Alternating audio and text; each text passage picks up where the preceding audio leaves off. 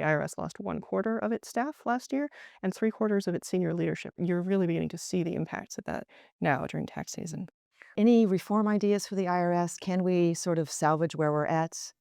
I mean, the IRS was on a real upward swing. It is not an area that has bipartisan love. It is not an area that has any partisan love on either side. It's bipartisan sort of beating up on the IRS has been a more typical thing. But, the IRS raises $5 trillion a year for public purposes. I mean, if you can imagine a large company, they are all dwarfed by what our government is. And so it's the IRS that brings that money in the door. And they deliver billions and billions in benefits to families across the country through the tax credits like the Earned Income Tax Credit.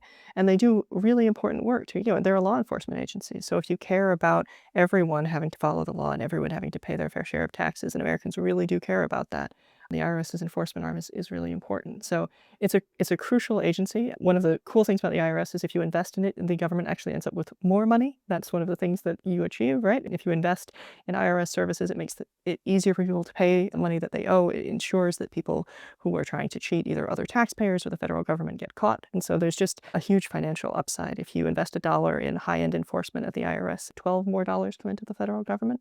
Nonetheless, despite that incredible revenue incentive, the agency really does struggle. It has struggled for a long time, and the last year has been very, very hard. So what we'll need to see is another major reinvestment in the agency. We'll need to see restaffing, recommitment, modernization efforts. I mean, a program that was underway that got shut down last year that was of real value was called Direct File. In every other sensible country in the world, you can file your taxes directly with the federal tax agency, and they, generally speaking, tell you what they know about your taxes, whereas in the United States, it's like a quiz.